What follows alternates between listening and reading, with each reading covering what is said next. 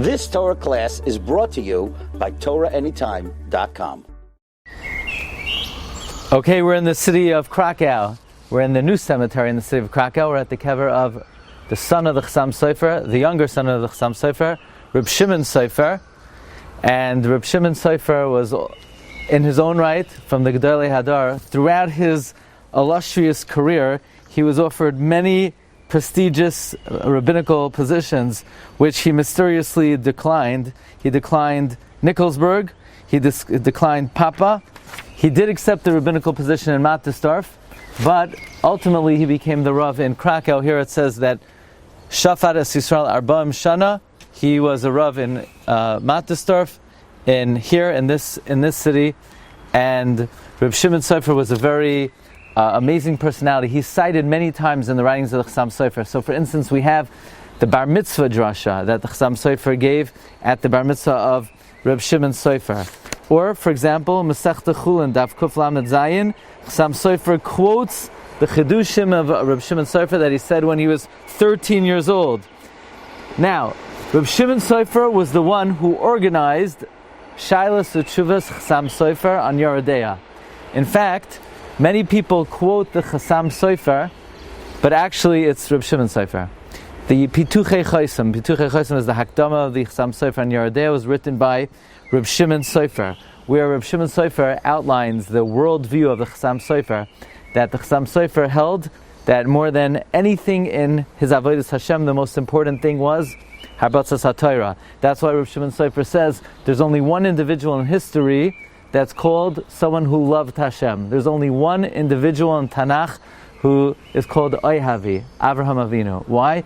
Because the Chassam Sofer held that when you give up of yourself, L'man Harbatzas Torah, that is the greatest sign of Avas Hashem. Now, Chassam Sofer marries the daughter of Rabbi Kiveger. Okay, they had a number of children and many other children, and they named Reb Shimon Sofer after their ancestor, the author of the Yalkut Shimoni. The Chassam Sofer descended from the Yalkut Shimoni. He named his son Shimon, and Shimon was like a favorite of the Chassam Sofer. When the Chassam Sofer gave Chumash Shiur in Pressburg, Reb Shimon Sofer, as a young boy, sat on his lap. He was a poet. His favorite poet was Karibain of Rabbi Yisrael Najara, and the Chassam Sofer called him Shimon Chasida. He was a very righteous, Kabbalistic individual. In fact, the Chassam Sofer encouraged him to learn Kabbalah with the Pressburg Dayan, Rav Nosson Binyamin Lieber. And he was 19 years old when the Chassam Sofer passed away, and together with the Ksav Sofer, they put together the various writings of the Chassam Sofer. Now, there's an amazing encounter Reb Shimon Sofer had with Franz Joseph, the Emperor of Austria, because ultimately Reb Shimon Sofer became a member of the Austrian Parliament. And upon seeing Emperor Franz Joseph, Reb Shimon Sofer became so overwhelmed with pachad. By the way, he asked the emperor, normally you have to take off your hat when you see the emperor. He asked permission to keep his hat on so that he'd be able to make the bracha, Shechalak Mikvoidai Labasar Vadam. And Franz Joseph acceded, but Reb Shimon Sofer became so afraid, he dropped the paper out of his hand. He became so consumed with fear. And later on they saw that he was very upset at himself, that he says, I have so much pachad from a melech basar v'dam, do I have the same pachad from HaKadosh Baruch Hu? This was the accountability that he put upon himself. Now, one time the governor offered Franz Joseph a special cigar, and it was on the Shabbos. And what do? You have to be makabel the cigar.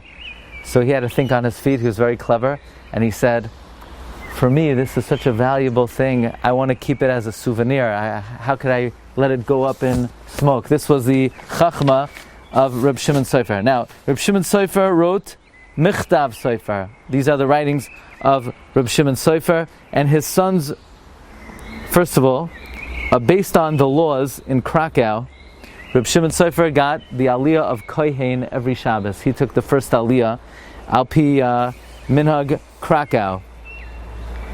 When he was born, it was a big nest that he survived. The Chassam Sofer writes about him in Archaim Siman Kuf Pei that after a very long, difficult pregnancy, my wife gave birth, Safek ben Zayin, Safek ben Ches. That was the birth of Reb Shimon Sofer. His sons write about him that he would daven like he was 8 years old. He always poured great tears. He afflicted himself with tanesim, and he felt greatly for the pain of Klal Yisrael. These were some of the great achievements of Reb Shimon Sofer. And Reb Shimon Sofer had a practice, and he continued the age-old practice, that on Lag BaOmer he would speak in the shul of the Ramah and gave a drasha, L'Zecher Nishmas, the Ramah, which he continued until his son-in-law, Rabbi Akiva Kornitzer, took over this practice at the end of Reb Shimon Sofer's life, and then ultimately Akiva Kornitzer was Reb Shimon Sofer's son-in-law. His son was Rabbi Yosef Nechemia Kornitzer, who continued the practice of giving the drashas on the Ramah's yard site until his passing. Sofer, he was a very big baki in the writings of the Shla. By the way, the Chassam Sofer also very often quotes the Shla Kadosh. He was also very knowledgeable in the words of the Baal HaAkedah. On the last day of his life, which was the 17th of Adar Beis, he turns to his son-in-law, Rabbi Akiva Kornitzer, and he says, my whole life, I always yearned to go to Eretz Yisrael, and I never had the opportunity to do that. I have not said anything until now, but now the time has come to visit Artseinu HaKadosha. And those were his final words. He died saying, now it's time to return the Artzos HaChaim to the land of the living in Eretz Yisrael. You've just experienced another Torah class brought to you by TorahAnytime.com.